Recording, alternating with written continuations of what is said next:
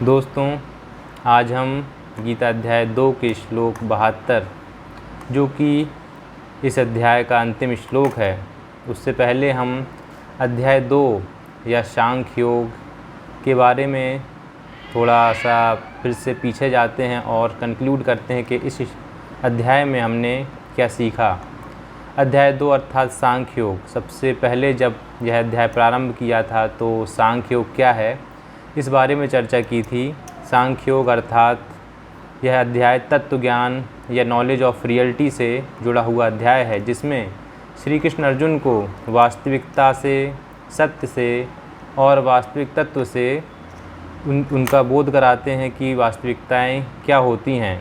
इस अध्याय में श्री कृष्ण अर्जुन को आत्मा का ज्ञान और स्थित प्रज्ञ या स्थिर बुद्धि मनुष्य के लक्षण, कर्म योग, इन सब की जानकारी दी और इसके अलावा काम, क्रोध, लोभ, मोह, ईर्ष्या, वासना, तृष्णा, ममत्व की भावना या फॉल्स ईगो रखना, इसके अलावा इंद्रियों के विषयों में आसक्ति रखना, इन सब से दूर रहने या इन सब से आज़ाद होने की भी सलाह दी, क्योंकि यदि इन सब में उलझे रहोगे तो कभी वास्तविक शांति प्राप्त नहीं कर पाओगे।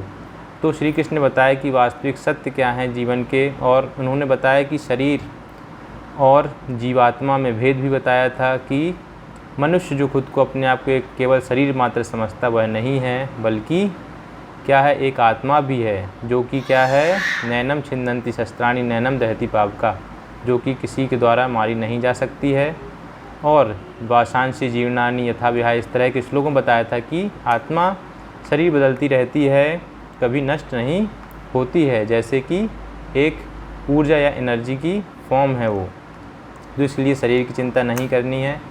और जो इंसान तमाम तरह के कर्मकांड करता है या धार्मिक अनुष्ठान जो वेदों बताए गए हैं, श्री कृष्ण ने उनको भी करने को मना किया था, क्योंकि वास्तविकता में उनसे कुछ नहीं मिलने वाला है। इसके अलावा यदि आप सत्य से जुड़ते हैं, क्रोध से मुक्त रहते हैं, काम, क्रोध, लोभ, मोह, वासना, इंद्रियों को वश में रखते हैं, इन सब को अगर आप करते हैं, स्थित प्रज्ञ रहते हैं, तो आपको कोई कर्मकांड की ज़रूरत नहीं है। अहंकार और मोह से पूरी तरह मुक्त हो जाना है।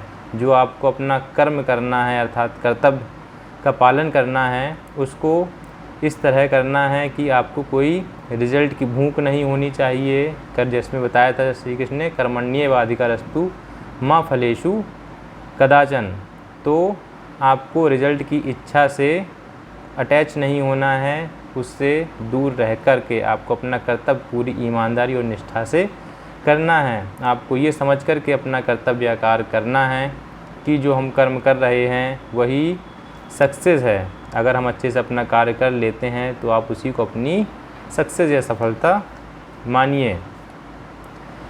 जो अब हम इस बात करते हैं स्थित प्रज्ञ होने की, तो स्थित प्रज्ञ होने के लिए श्री कृष्ण ने बताया था कि आपको इंद्रियों के जो विषय हैं उनकी आसक्ति से खुद को दूर रखना, अर्थात जो हमारी 5 इंद्रियां हैं, इनकी जो इच्छाएं हैं उनको कंट्रोल में रखना है। इंद्रियों को कंट्रोल में करते हुए अपने मन को शांत रखना है, तो इससे आपको परम शांति, एब्सोल्यूट पीस प्राप्त होगा।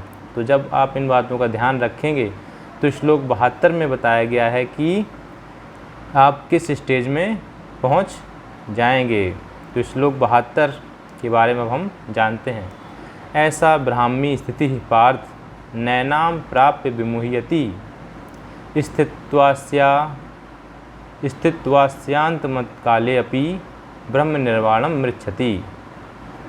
तो इस श्लोक का अर्थ दोस्तों यह है कि जब कोई मनुष्य ऐसी ब्राह्मी स्थिति अर्थात ब्रह्म ज्ञान की स्थिति प्राप्त कर लेता है या ब्रह्म को प्राप्त हो जाता है, अर्थात ब्रह्म यहाँ पर है यूनिवर्सल कॉन्शसनेस। जब आप उसको प्राप्त हो जाते हैं, डिवाइन कॉन्शसनेस को प्राप्त हो जाते हैं, नैनाम प्राप्त मुहिति, तो आप फिर किसी भी चीज़ से मोहित नहीं होते हैं, आपका मन मोहित नहीं होता है। और जब ऐसा होता है, स्थित्वा अस्याम अंतकाले अपि, तो यदि ऐसा मनुष्य अंतकाल में भी जो ब्रह्मी स्थिति को प्राप्त हो रहा है, मतलब मृत्यु के समय भी यदि कोई मनुष्य ब्राह्मी स्थिति को प्राप्त हो रहा है, डिवाइन कॉन्शसनेस की स्थिति को प्राप्त हो रहा है, ब्रह्म निर्वाणम मृच्छति, तो वह सीधा किसको प्राप्त होता है? निर्वाण अर्थात मोक्ष को या भगवत धाम को प्राप्त होता है, जिसको हम कह सकते हैं कि वह ब्रह्मांड के साथ जुड़ जाता है, ब्रह्मांडी ऊर्जा के